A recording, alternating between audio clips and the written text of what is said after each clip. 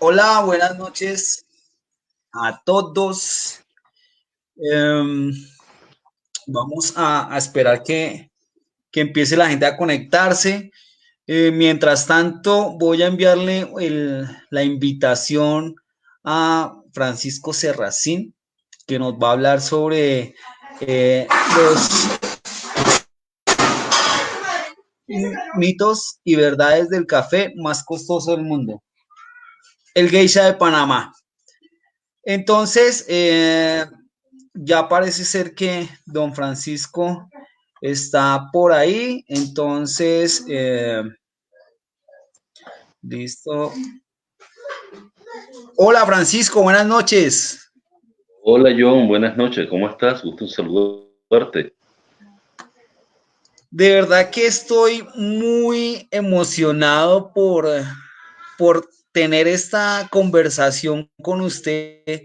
Eh, Hermano, todo el mundo habla del geisha y de lo exótico que es.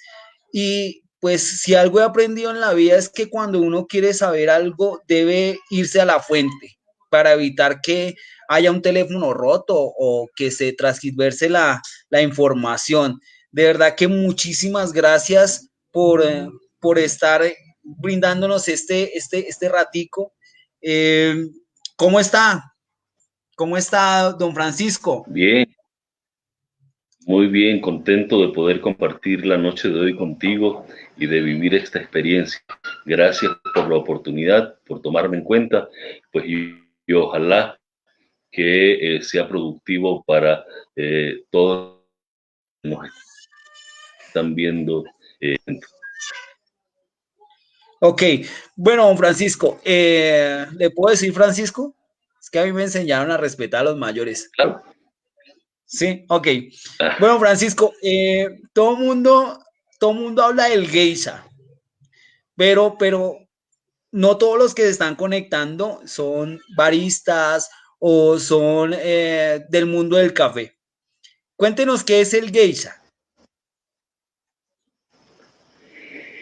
el geisha es una variedad de café arábico que proviene de una zona de Etiopía que se llama geisha.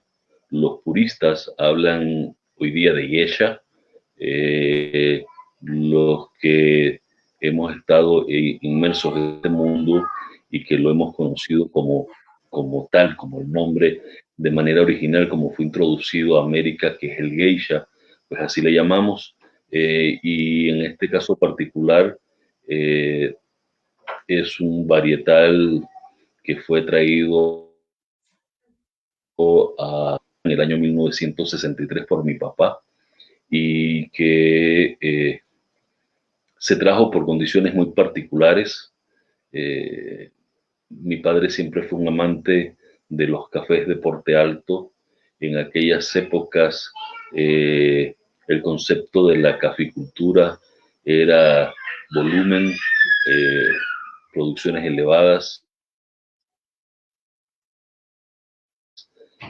y lógicamente los cafés de porte alto como que no hacían conexión con lo que en aquella época se estaba dando dentro del sector cafetalero en el mundo entero. Pero a él le gustó cuando estuvo en las instalaciones del CATIE. Mi papá fue fundador de un programa de café, el Programa Nacional de Café, que en aquella época aperturó el Ministerio de Desarrollo Agropecuario de Panamá para brindarle la asistencia técnica a los productores de café. Y a mi papá pues le tocó viajar al CATI en Costa Rica a buscar material genético para introducir a Panamá, y entre el material que vio pues estaba el geisha. Esta planta le gustó y le llamó mucho la atención, básicamente porque tenía fisiológicas muy particulares. Eh, Tenía una propia, sus ramas, sus hijos nacían donde les daba la gana, eh, tenía una personalidad única con relación a los otros varietales. Entonces, otra de las cosas que le llamó la atención es que era tolerante a la roya y posteriormente se pudieron percatar que también al ojo de gallo. Entonces, él decidió traer 1 kilo de ese café cuando sus colegas en el CATI le dijeron: Pachi, ¿para qué te estás llevando ese café que es muy alto, tiene un sistema radicular muy pobre, la planta se muere mucho, se pone amarilla, demanda mucha y exige mucha alimentación, y lo peor de todo, no sabe a café? Estás loco. Entonces, mi papá, pues, como Dios lo hizo, se trajo esa variedad para acá, eh, sembró medio kilo en sus fincas y el otro medio kilo lo repartió entre los productores de Boquete, sin esperar, sin imaginar que 40 y pico de años después, este café se iba a convertir en uno de los cafés más exóticos en taza y caros en el mundo. Entonces, esto es lo que vendría a ser el geisha, ¿no? Un café que se siembra arriba de los 1500 metros sobre el nivel del mar, que demanda mucho trabajo en sus labores culturales, porque demanda bastante cuidado, pero ya después que tú aprendes a manejarlo, pues ya el manejo se convierte en algo rutinario, y que en taza es algo completamente diferente. Y hoy día, además de ello, con los nuevos procesos, bueno, eso de nuevos, con los procesos de café que se están dando hoy día, entonces ha tenido la oportunidad de repuntar en taza, de tener de sacar otras características organolépticas. Entonces yo creo que a grosso modo, pues eso es lo que te puedo decir del geisha. Ok, Francisco, vamos a saludar a las personas que han comentado. Esto vamos a mostrar aquí. Nidia Rodríguez, saludos desde Panamá, una coffee lover fan, supongo que de don Francisco, ¿sí o no? Andrés Salinas, un abrazo a Panchi Serracín Jr. Alexander Rodríguez, buenas noches, un cordial saludo. Patricia Torres, saludo. Y Copati. Doña Ivette contestó, Andrés, que muchos saludos. Bueno, entonces, vamos a hablar un poquitico. ¿Desde hace cuánto ustedes están produciendo la variedad geisha? Bueno, desde el año 63 mi papá la sembró en nuestras fincas, ¿no? Nosotros somos una familia de larga trayectoria. Nosotros tenemos 147 años como familia dedicadas al mundo del café. Yo soy la quinta generación de productores de café de mi familia. Eh, Me place decir con mucho orgullo que ya vamos por la séptima, o sea, la sexta mis hijos, y ya tengo nietos, tengo 2 nietos. Mi nieto mayor, que tiene 7 años, desde los 3 años y medio, cata café conmigo, y desde los 4 años y medio, casi 5 años, empecé con mucho cuidado, lógicamente, con la mayor responsabilidad. Lo enseñé a tostar. Hoy día ya tiene la capacidad de leer un manómetro, ya lee el reloj de la temperatura, entonces ya me acompaña, ya entiende cómo es el proceso de tostar café. Así es que espero yo que él en su momento pues estudie lo que tenga que estudiar, pero que sepa cuáles son sus raíces, a qué se ha dedicado su familia, y ojalá le dé en algún momento por dedicarse a lo que nosotros nos hemos dedicado con tanto esfuerzo, con mucho esmero, pero con mucho amor y con mucha pasión a lo largo de 147 años. Bueno, eso es bastante, eso es mucho tiempo, o sea, eso es una tradición impresionante. Háblenos un poquitico, Francisco, de qué es el Don Pachi Estate.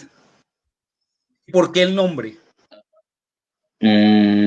Vaya, eh, en mi casa todos los varones nos llamamos Francisco.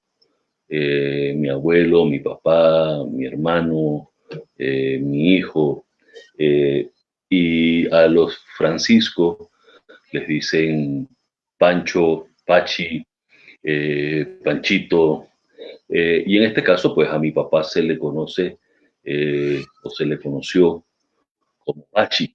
Entonces, por eso las fincas se llaman Don Pachi Estate en honor a mi padre, y pues eso desde muchísimos años, y de allí proviene ese nombre, por el apodo que le tenían a mi papá. Mi papá bromeaba mucho con su apodo porque él decía que la gente a él lo conocía por Pachi y no por su nombre, que había gente que inclusive, don Pachi, disculpe, me da su nombre, porque no sabían que él se llamaba Francisco Antonio. Entonces, y todo el mundo le decía Pachi, don Pachi, y así fue conocido mi papá en el mundo del café, fue conocido en nuestra comunidad, y a nivel internacional, pues mi papá se presentaba como yo soy Pachi Serracín, no, ni siquiera como Francisco Serracín, yo soy Pachi Serracín, y entonces por eso el nombre de la finca, por el apodo de mi padre. Ok, cuéntenos, porfa, más sobre la finca. Tengo entendido que ustedes hacen recorridos también. ¿Es abierta al público o es privada? Bueno, nosotros hacemos tours en la finca pautados. Las personas que tienen algún tipo de interés de conocer la finca se contactan con nosotros. Dependiendo, pues normalmente mi hijo es el que ve esa parte, y él se encarga de hacer los tours. Hay personas que quieren adicional hacer una catación, lo pueden hacer con él. Si lo quieren hacer conmigo, pues ya nos ponemos de acuerdo, se agenda, entonces yo participo de la catación. No tengo hospedaje en la finca, lo que tengo es una alianza estratégica con un hotel de la localidad, con el cual pues mantenemos un vínculo y una relación muy estrecha, que es el Hotel Hacienda Los Molinos, y con ellos entonces hemos creado una sinergia muy particular para lograr brindar paquetes que sean lo suficientemente atractivos para nuestros clientes, y que les brindamos la opción, lógicamente, de visitarnos a nosotros y de hacer otro tipo de cosas dentro de nuestra comunidad. Otra pregunta ¿es más costoso el paquete con la catación por usted o con su hijo? Eh, sí, es ligeramente más costoso conmigo, claro. No, Sí, pues sí, pero sí. vamos a dar algún tipo de bono de descuento por haberse conectado acá o algo así. Ah, pues sí, claro, si me dicen que lo vieron a través del live de John Dash, no, ahí le hacemos el descuento. Te garantizo que sí lo hacemos. Ok, otra preguntita ¿ustedes solo siembran geisha No, o siembran otras variedades? no. Nosotros a lo largo de siempre hemos tenido otras variedades dentro de la finca. Mi papá siempre fue un hombre extraordinariamente ordenado. Nunca mezcló variedades dentro de una determinada parcela. Los típicas son típicas, el borbón es borbón, el geisha es geisha, el java es java, pacamara por aparte,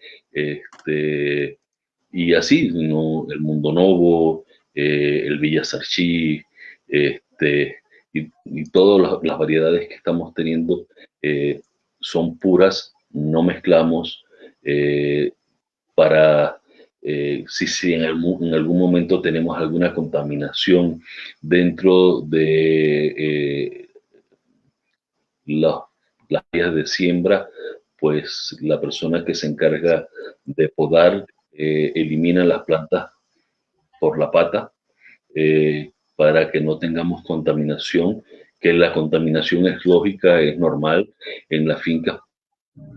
Al tener muchas otras variedades, siempre va a haber la contaminación producto pues de la naturaleza, de las aves, esa polinización cruzada que se da normalmente en las fincas. Nosotros no somos no nos escapamos a ella, no estamos exentos de ella, pero normalmente procuramos tener el control de ese tipo de situaciones para poder mantener en nuestra producción un 100% de la variedad del cual sea la parcela determinada. Don Francisco, perdón, Francisco, porque ya me dio autorización. ¿Qué hace diferente organolépticamente o sensorialmente? ¿Qué hace diferente un geisha con relación a las otras variedades? Partiendo del hecho que el jazmín es muy delicado en taza, parece más bien un té. Espera un momento, don Francisco, que se pausó la transmisión. ¿Podría volver a empezar? Sí, el geisha es cítrico, es muy floral, mucho jazmín, tiene muchas frutas negras, parece un té, es muy delicado, ¿no? Con un cuerpo medio, de medio hacia abajo, realmente hacia ligero, dependiendo de las zonas en donde esté. En el caso particular de Panamá, nosotros tenemos diferentes tipos de microclimas. En la zona en donde nosotros estamos y tenemos una de las fincas, donde tenemos geisha, se llama Callejón Seco, y precisamente por el nombre, porque nos cae mucho menos agua que en otras zonas de boquete. El geisha de nosotros tiene la peculiaridad o la particularidad de tener un cuerpo un poco más pronunciado que otros geishas de la región. Entonces, esas características de sabores con estos frutos muy puntuales, y te estoy hablando de un geisha lavado, no te estoy hablando de un geisha en proceso natural, en donde las frutas tropicales, los frutos rojos, los frutos amarillos también se hacen muy presentes en este proceso. Pues precisamente lo que ha hecho la gran diferencia de los geishas de los arábigos. La última parte no se le escuchó bien. ¿De los geishas qué? Ah, ok, las características que inicialmente son para geishas lavados. En los geishas en proceso natural, ¿no? O con procesos de fermentación, ¿no? Se hace, sí, la presencia de frutas tropicales, frutos rojos, frutos amarillos, que hacen o que le dan una característica muy peculiar y muy particular a el geisha. Entonces, todas esas características son precisamente las que hacen la diferencia de el geisha con relación a cualquier otro arábico que se le ponga al lado, ¿no? Entonces, es muy fácil poder distinguir en una mesa de catación un geisha de cualquiera otra variedad, personas sin ningún tipo de experiencia. Y lo digo porque normalmente en las cataciones con nuestros visitantes, con nuestros turistas, que ponemos la variedad, normalmente es muy fácil de identificar por esas características organolépticas tan puntuales que te he mencionado. Entonces se hace muy fácil de distinguir. Y quizás es lo que lo ha hecho atractivo, ¿no? Ok. Aparte de ser productor, ¿qué otra profesión tiene? ¿O qué otras profesiones tiene? Me dedico 100% al sector cafetalero. No pude haber estudiado otras cosas, estudié economía, estudié derecho, pero me dedico de lleno 100% al sector cafetalero. Bueno, soy empresario, ¿no? ¿No? Parte de ese proceso de ser productor a ser empresario, y parte de mi tiempo también lo dedico a, a la parte empresarial, Me gusta mucho ser partícipe de organizaciones y en este caso soy actualmente el vicepresidente de la Cámara de Comercio de mi provincia y mucho de mi tiempo pues también lo comparto con Cámara eh, en la que pues nos sentimos sumamente cómodos, es parte de una responsabilidad de carácter social empresarial pues, y es parte de lo que hago, ¿no? Me dedico a ser consultor, viajo por el mundo, dictando conferencias, dando talleres. Soy maestro tostador, entonces me buscan también mucho para dar talleres de tueste. Así es que me la paso bastante bien ocupado. Eh, eh, y bueno, tengo la vida normal de cualquier eh, productor y empresario. Bueno, pero ¿quién es Francisco Serracín cuando no está metido de cabeza en el mundo del café? Cuéntenos un poquitico, porque esas preguntas no se las hacen en todo lado. O sea, ¿quién es usted cuando no está detrás del personaje de Francisco Serracín?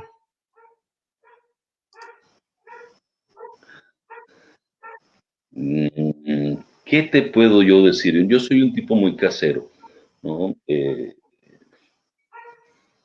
Procuro aprovechar al máximo a mi familia, me fascina estar con mis nietos, eh, me gusta mucho la parte filantrópica y eso es parte de las enseñanzas y de la crianza.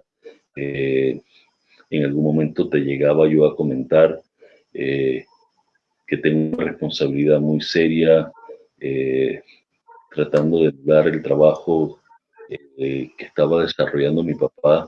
Mi papá me dejó unos zapatos muy grandes que calzar y trato lógicamente de hacerlo lo mejor posible.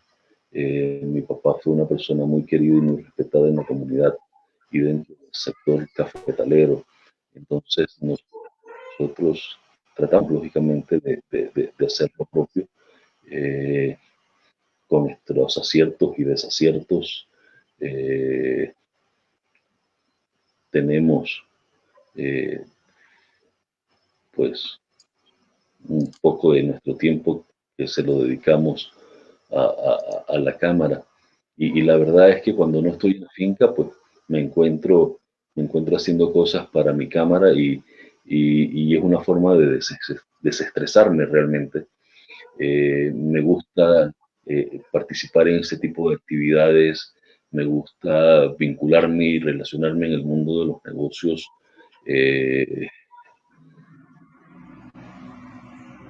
tengo Tengo una empresita que se dedica a otras cosas eh, en España, entonces, bueno, ahí hacemos otras cosas que no necesariamente son café y que definitivamente nos permiten a nosotros la posibilidad de ocuparnos eh, también de otros menesteres.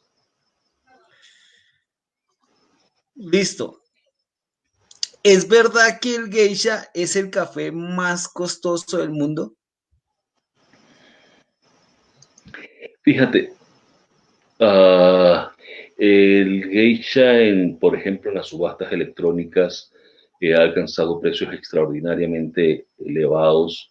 El año pasado y en los dos últimos años, la finca de la familia Lamastus, de Don Thatcher Lamastus, su hijo Wilford, eh, ha venido desarrollando un excelente trabajo con su café y eso hay que reconocerlo.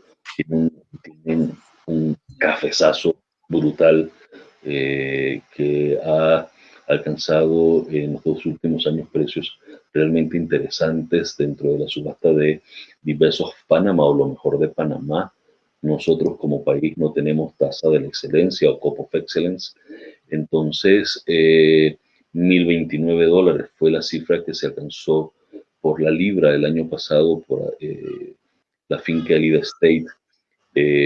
Y hace unos meses, en el mes de octubre, si más no me equivoco, el productor Joseph Brodsky, que es un joven norteamericano que tiene una empresa que se llama 90 Plus, vendió un kilo de geisha en Dubái en $10,000. Entonces, son las referencias que hay, son pequeñas porciones. Eh, no sé si alguien ha vendido por arriba de sus precios.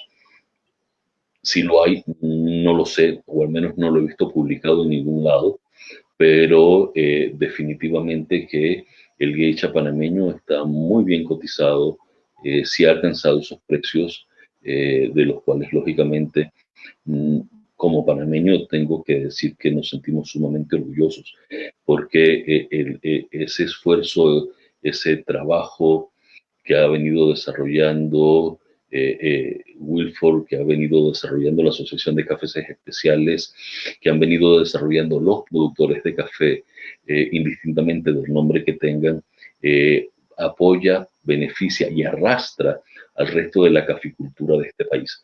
Entonces, nosotros en el mundo del café somos extremadamente chiquititos, ¿no? Nuestra producción ni siquiera llega a 200,000 pero no nos podemos comparar con nadie, ¿no? Y al ser tan pequeñitos, tan chiquitos en producción, la única condición o ventaja que podemos tener es que sabemos manejar muy bien nuestros productos, sabemos hacer muy bien las cosas, tenemos una capacidad eh, eh, de visión, de ver más allá, ¿no? Por el factor necesidad, ¿no? Entonces yo creo que eso ha sido parte del éxito del sector cafetalero. Nosotros cada vez que tenemos un problema siempre buscamos la manera o la alternativa de salir adelante. Panamá, eh, en el mundo de los cafés de alta gama, de mucha especialidad, se ha convertido en un sinónimo de la calidad. Entonces, cuando en el mundo del café se habla de calidad, el referente de manera automática es Panamá, ¿no? Entonces, eso es por ese esfuerzo, ese trabajo que a lo largo de tantos años ha hecho la Asociación de Cafés Especiales, en lograr promocionar el nombre de Panamá, el trabajo que hacemos en campo, cada uno de los productores de café se ve reflejado entonces en la taza. Esto del geisha, pues definitivamente no estaba pensado. Mi papá jamás pensó que en el año 1963, cuando él trajo esta variedad a Panamá, 40 y pico de años después, se iba a convertir en un café tan exótico y tan caro, y mucho menos iba a él a imaginarse que dentro del mundo del café de especialidad se le iba a considerar a él como el padre del geisha, por ejemplo, ¿no? Y en donde a él, gracias a Dios en vida, se le pudo dar ese reconocimiento por ese trabajo.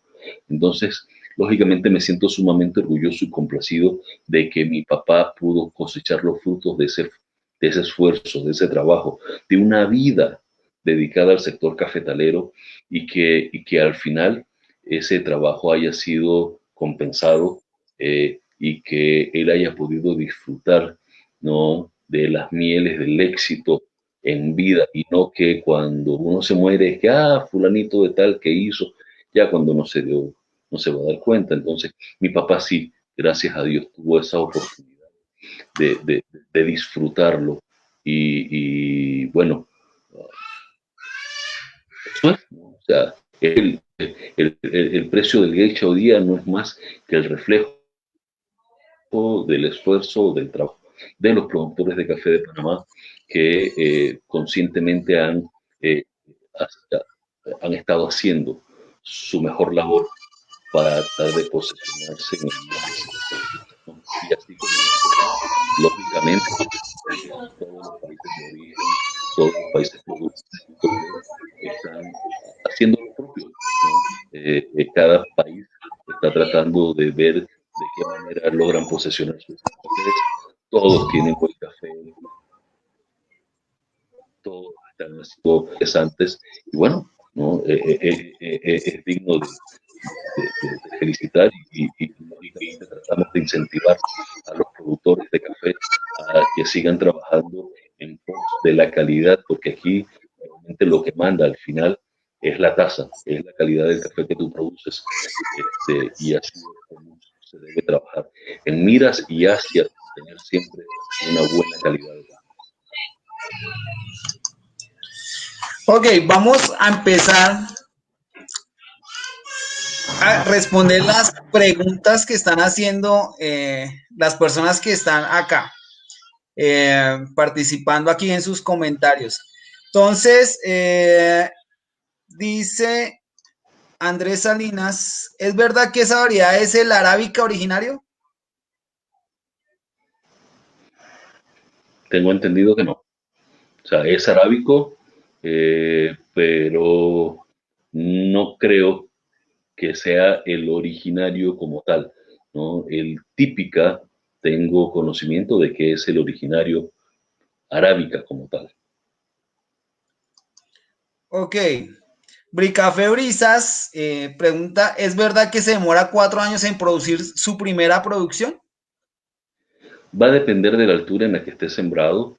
Yo he visto geishas que a los 2 años y medio ya han empezado a tener sus primeros granitos de café, pero normalmente una planta formada a los 4 años es cuando realmente empieza su producción como tal. ¿Sí? Ok. ¿En qué otros países se produce el geisha? Hoy día prácticamente todos los países de origen tienen geisha sembrado. Ahora bien, perdón, no sé si en todos los países tengan la línea de la T02725, ¿no? Que es la que tenemos nosotros acá en Panamá. Ok. El geisha es una variación que es gemela a los cafés Jirga Chiefs y Shakiso producidos en Etiopía. No lo sé. Eh, no lo sé. La verdad no lo sé. Yo he probado Yirgashev, y no tienen las características organolépticas que tienen los geishas. He probado otros geishas de Etiopía, ¿no? Y tampoco tienen las mismas características organolépticas de los geishas que nosotros tenemos acá.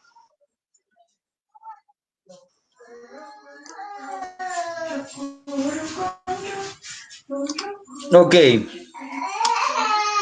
¿Qué demanda nutricional tiene esta variedad y cuál de los elementos es más importante? Uh, Al tener un sistema radicular muy pobre, normalmente demanda de mucha alimentación, no solamente por la parte radicular, sino también por la vía aérea, o sea, por la parte foliar.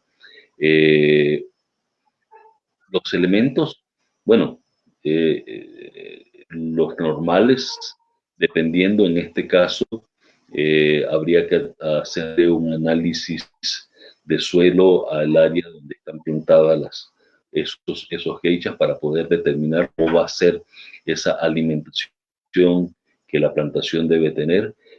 Por la vía foliar, lógicamente debe ir también acompañado de elementos menores, ¿no? Que van a fortalecer la planta como tal, pero lo recomendable siempre es hacer un análisis de suelo para poder determinar cuál debe ser la fórmula ideal que debe ir a nutrir a esa planta. Recordemos que el suelo es un lastre, ¿no?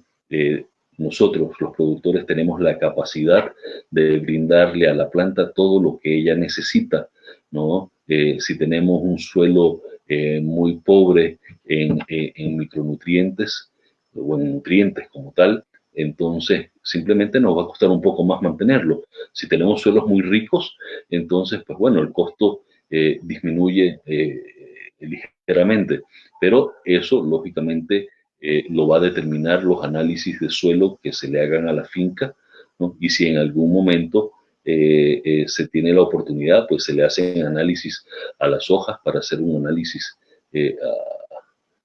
a los tejidos para ver si se están nutriendo de la manera más correcta, ¿no? A la plantación. Ok. ¿Qué tipo de manejo agronómico le realizan a los geishas como sombra, fertilización, etcétera? En el caso particular de nosotros, y estoy hablando a título personal, nosotros mantenemos los geishas bajo sombra. Tengo un promedio de 100 árboles de sombra entre ingas y eritrinas por hectárea, o sea, a 10 por 10 metros. Nosotros manejamos el concepto de la hectárea y tenemos algunas otras plantas como la leucaena, por ejemplo, que tiene hojas caducas y que cada 3 meses se defolia y entonces podemos eh, aportarle de manera directa al suelo una gran cantidad de nitrógeno a través de ello.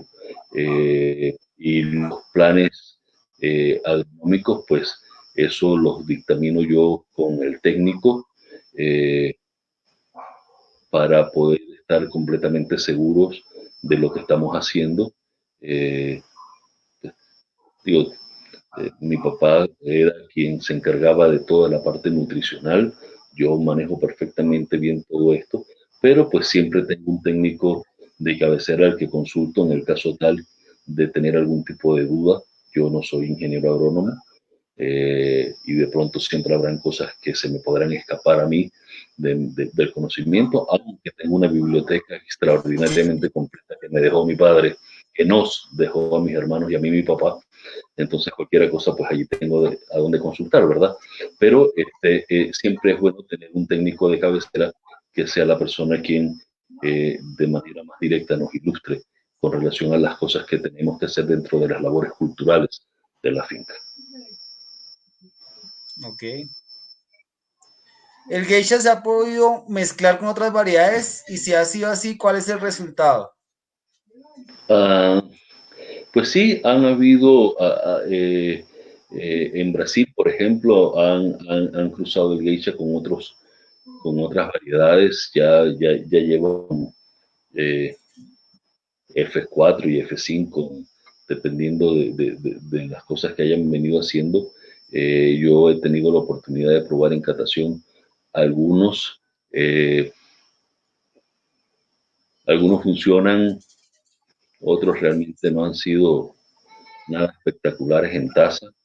Entonces, quizás yo, por ser un poco purista, me mantengo dentro de la estructura de tener, ¿no?, el geisha como tal, ¿no? Pero sí se han estado haciendo cruces de geisha con otras variedades.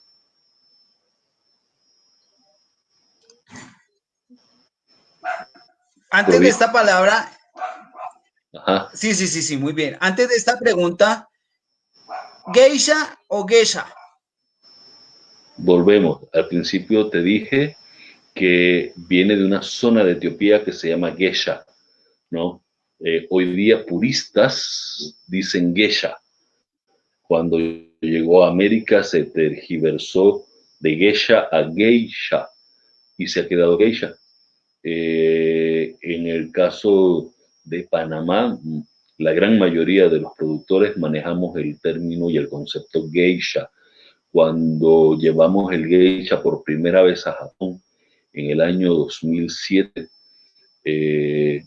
la primera cosa que hicimos fue preguntarle a los japoneses que si el nombre geisha les molestaba a ellos dentro de una variedad de café, y dijeron que no, que muy por el contrario, que ellos consideraban que era parte de un elogio porque el término geisha es parte de su cultura, ¿no? Y de un concepto muy tradicional propio de la cultura japonesa y que para ellos era todo un honor que un grano tan preciado como el geisha pues tuviera el nombre como tal.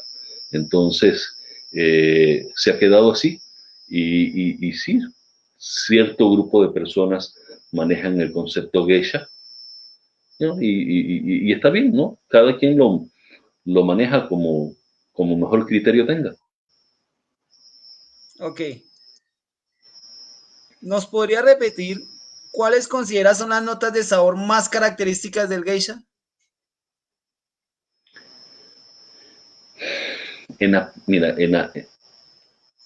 en la taza ya de manera directa, los cítricos, el limón, ¿no?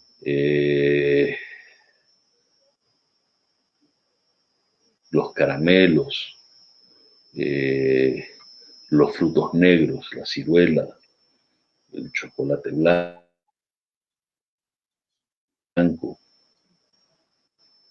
son parte fundamental y característicos de un buen geisha de altura, ¿no? Vas a encontrar en los procesos lavados esos aspectos muy puntuales. ¿Cambia mucho el sabor del geisha lavado a un geisha natural? Sí, enorme, ¿no? Bueno, se mantiene, si es un proceso muy limpio y muy bien hecho, lógicamente se mantiene dentro del proceso, se mantienen las características del geisha. O sea, el geisha tiene unas características muy puntuales, ¿no? De la variedad como tal que se deben mantener, ¿no? Dentro del proceso. Pero hoy día se están haciendo fermentaciones anaeróbicas, por ejemplo, en donde los tiempos de fermentación son muy elevados y donde al final la característica es el proceso, ¿no? Y donde esos sabores afrutados son los que predominan. Pero en los procesos naturales manejados de manera tradicional, un buen natural tradicional debe mantener las características del geisha como tal, ¿sí? Entonces, es parte de encontrar frutos rojos, frutos amarillos, eh, sí, Francisco, perdón, Francisco nos comentaba al principio que una de las características del geisha lavado es que el cuerpo es medio tirando hacia abajo. Para los que de pronto no tienen el término presente de cuerpo, pues la sensación de pesadez en la boca, la viscosidad. Entonces es bastante tirando a ligero. Por eso es que hay una gran tendencia a los geishas naturales para compensar un poquitico el cuerpo. oh, no te copié el final. Repíteme, por favor. Ok, listo. La pregunta es, hay una gran tendencia ahora por los geishas naturales para compensar la falta de cuerpo de los geishas lavados. ¿Sí es así? Sí se incrementa, sí encuentras el cuerpo más a medio, ¿no? Un poco cremoso en los procesos naturales, sí es cierto. Ok, aquí hay otra pregunta por Cisco, que él era maestro tostador. Entonces dice, si se tiene un geisha de altura con alta densidad, ¿cómo recomiendas hacer la tostión de este café para desarrollarlo de la mejor forma? ¿Cuál es tu experiencia tostando los geishas? Ah, no solamente el geisha, normalmente cualquier café tiene su propia expresión. ¿Me estás escuchando?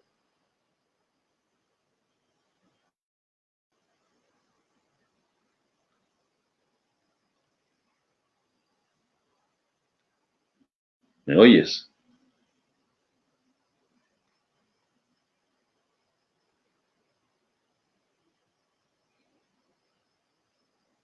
Se, John, se congeló la imagen.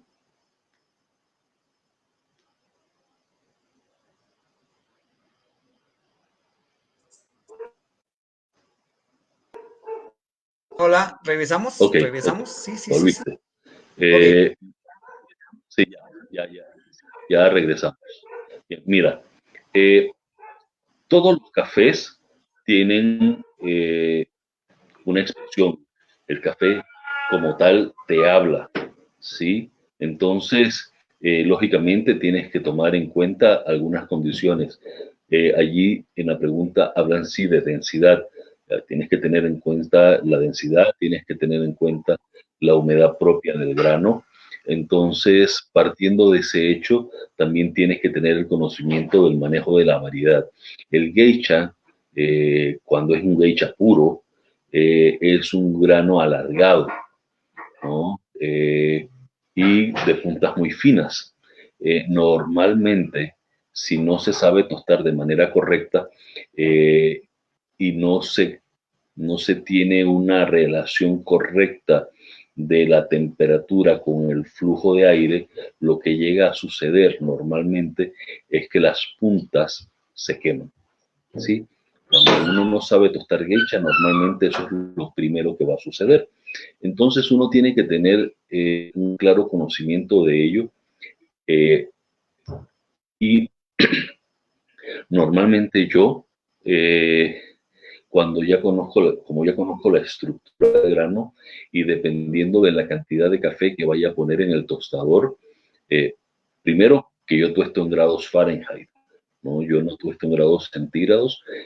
Mis curvas o las curvas de tueste, lógicamente, son más efectivas si tuesto en grados eh, Fahrenheit, ¿ok?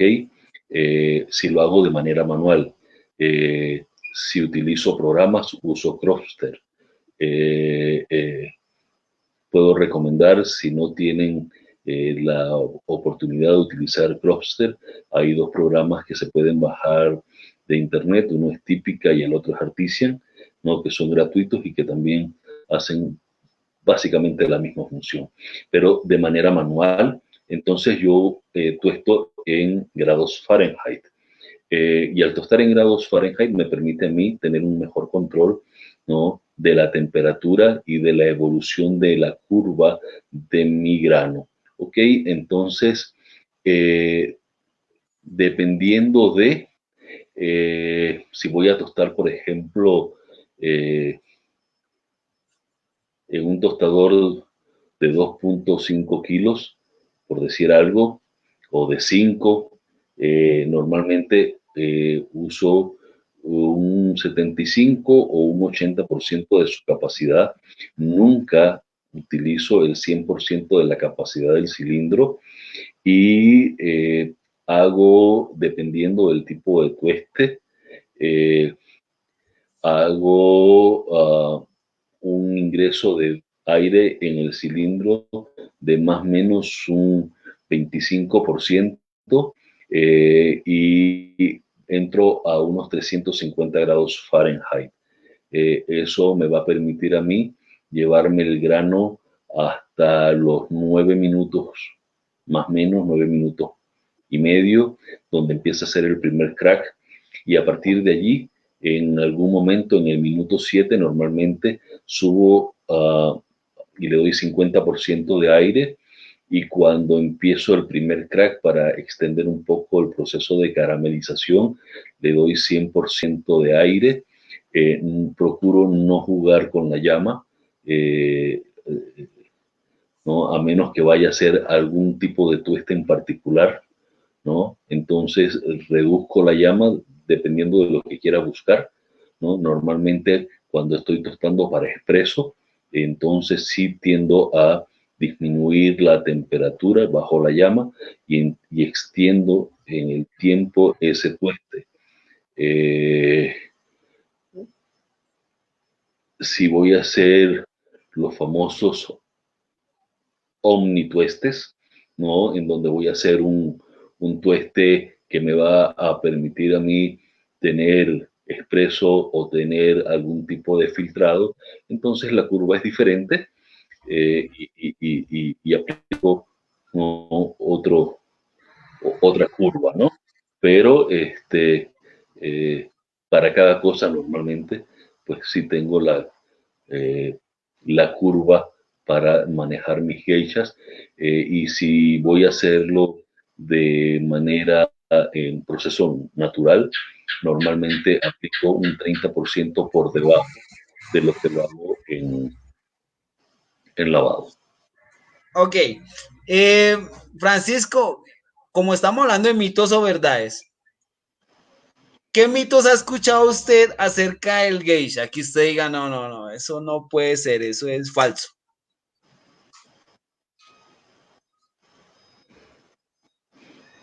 Me la pones difícil porque normalmente no me hablan de mitos, ¿no? Fíjate que mitos como tal a mis oídos no me llegan. Eh, Normalmente los comentarios que uno escucha son, wow, producen el café más caro, o es el café que en taza es muy diferente, pero mitos como tal, no, fíjate que al menos a mí no, no me llegan. ¿No? Si tú Solo le llegan las cosas buenas. eh, bueno, eh, cuando todo esto empezó, por allá por el 2004, 2005, 2006 todavía, habían catadores que se negaban a aceptar las características del geisha como tal, y lo castigaban, y le ponían, me tocó ver calificaciones por debajo de los 80 puntos, todo el mundo puntando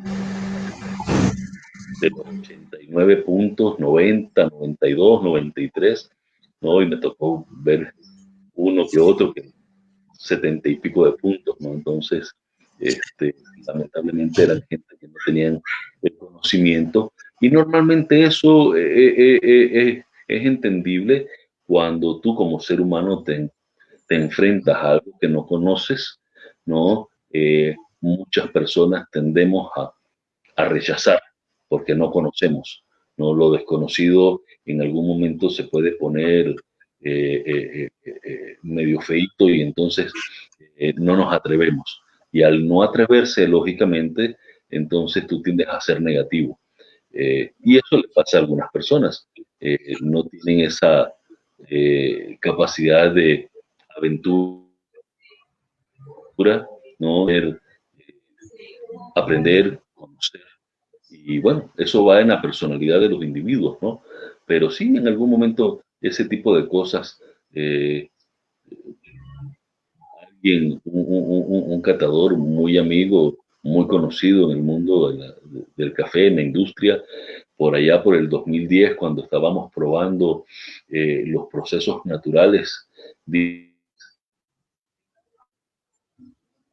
dijo que nosotros también vamos a estar perjudicando un café con una característica de taza tan increíble, haciéndolo en proceso natural.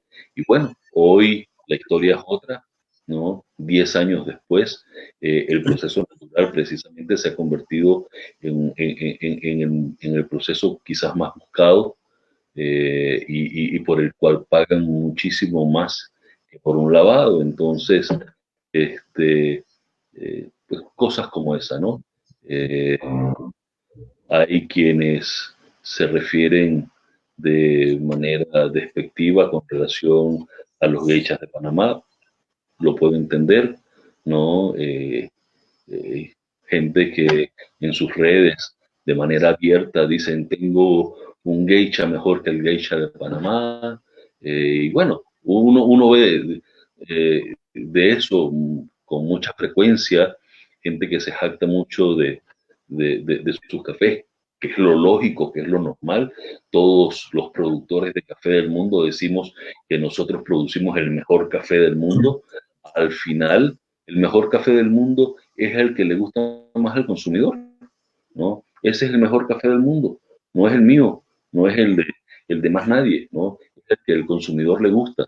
Entonces, lo único que yo debo hacer es trabajar en pos de la calidad para que en todo ese proceso de la cadena, hacer las cosas correctamente bien, y al final saber que el barista que está manejando mi café está haciendo un buen trabajo, ¿no? Y que cuando ese cliente llega y le ofrezcan un Don Pachi, ¿no? El barista tenga la capacidad suficiente y el conocimiento adecuado, ¿no? Para que ese consumidor diga qué cosa más rica y regrese por otra taza de café inmediatamente y que el día siguiente vuelva a la misma cafetería y diga yo quiero un Don Pachi y que de manera consuetudinaria esa persona siga regresando a esa cafetería.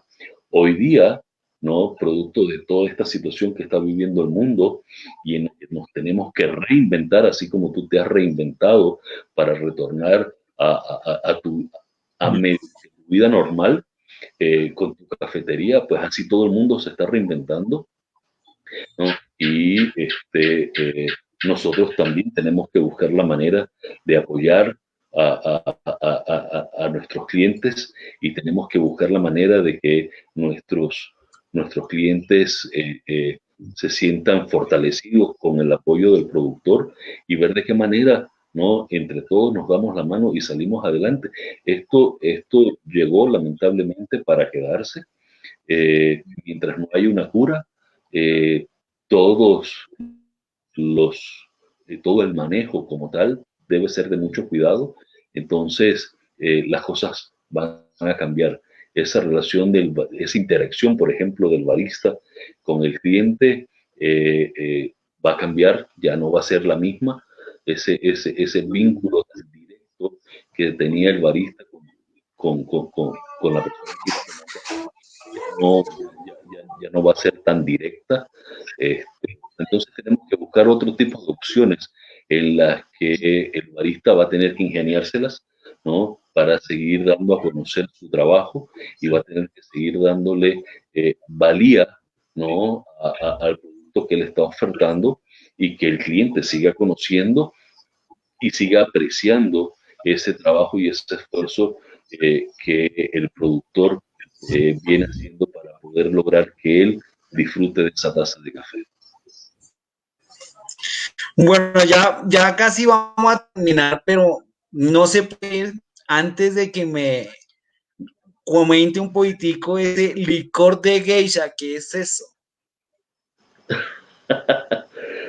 Oye, tú hiciste muy bien el trabajo. Ya me doy cuenta de que has hecho un trabajo de investigación bastante interesante.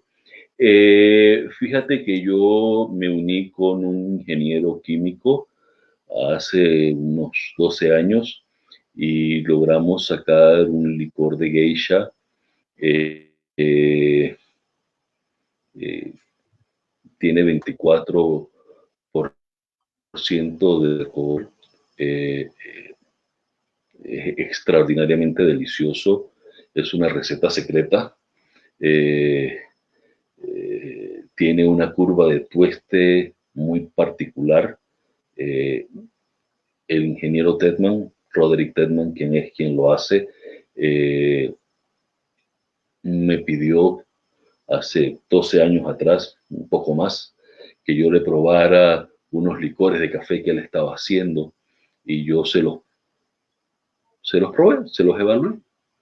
Y en algún momento me dice, oye, todo el mundo me ha dado su café para probar, menos tú. Como ya yo conocía por dónde adolecían los licores que él estaba haciendo, entonces yo hice una curva de tueste muy puntual, con una molienda diferente, se los di, y la verdad es que en una catación a ciegas con otras personas, ese licor resultó ser el mejor. Y desde ese entonces hemos venido desarrollando y hemos hecho algunas modificaciones a la receta, básicamente. La curva se mejoró un poquito, pero todo aquel que prueba el licor queda inmediatamente eh, enamorado de él. Y lo primero que dicen es nunca en la vida había probado algo como esto. Entonces, en tu próxima visita a Panamá o en la siguiente visita que yo te pueda hacer a Colombia, pues allí lo vamos a poder degustar para que pruebes algo completamente diferente. Menos mal quedó grabado, ¿no? Para que después no se me haga loco, que se me quedó en el avión, que no se quedó en la aduana. Bueno, ¿Dónde lo encontramos? Regáleme sus redes sociales, Francisco, para que la gente conozca. Bueno, estoy en Don Pachi State en el Facebook, en Francisco J. Serracín también, en el Instagram, Don Pachi State, Francisco J. Serracín, y tengo un Instagram meramente empresarial que se llama Don Pachi World, en el que pues allí la parte comercial, ¿no? Es la que se maneja. Así es que estoy en esas 5 redes, eh, y con mucho gusto, pues estamos con mucho gusto de contestar cualquier inquietud, ¿no? Preguntas, estoy para servirle a mis amistades, a las tuyas, ¿no? A los coffee lovers, ¿no? Que siempre se acercan a hacernos alguna consulta del mundo del café. Ok, Francisco, de verdad que es un honor para mí haber conversado con usted. Eh, Aprendimos bastante, de verdad que muchísimas gracias. Y como le dije en charlas previas, fan número uno del trabajo que ustedes hacen. Y realmente, de verdad, muchas gracias por compartir todo ese conocimiento con todos nosotros. De verdad, muchas gracias. No, gracias a ti, John. Definitivamente aprecio y agradezco el esfuerzo que vienes desarrollando para que los amantes del café aprendan, conozcan. He estado viendo tus actividades en las redes. Has tenido gente muy interesante, experiencias muy bonitas. Y gracias por tomarme en cuenta. Definitivamente espero haber aportado, ¿no? Un granito de arena en este vasto mundo del café, ¿no? Que es muy grande, pero a la vez es muy chico, porque todos nos conocemos. Entonces, gracias por esa oportunidad, ¿no? Una vez más, reiterarte la invitación para cuando tengas la oportunidad, vengas a esta tu casa, ¿no? Para que vengas a conocernos y a tomar un buen licor de geisha. Gracias, Francisco. Ya para concluir, hay muchos productores que están conectados y que, y quisiera más bien que usted les enviara un mensaje de aliento, un mensaje de esperanza, un mensaje positivo para que sigan haciendo esa bonita labor que es producir café. Para mí, no hay nada más hermoso que trabajar la tierra.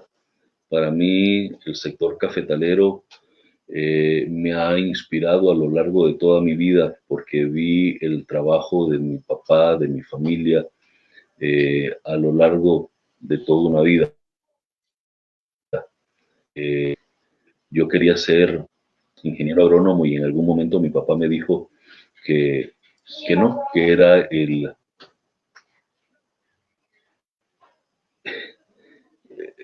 peor trabajo que podía en su momento ver, ¿no? Que no era para nada redituable económicamente. Entonces estudié cualquier otra cosa.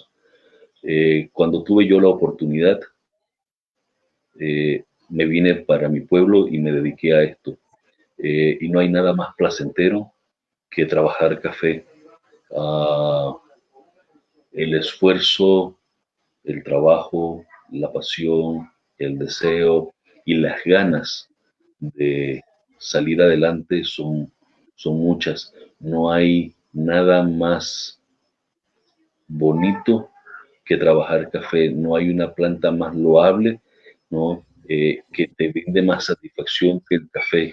El café es una planta que realmente es agradecida común, y el café realmente da muchas satisfacciones, ¿no?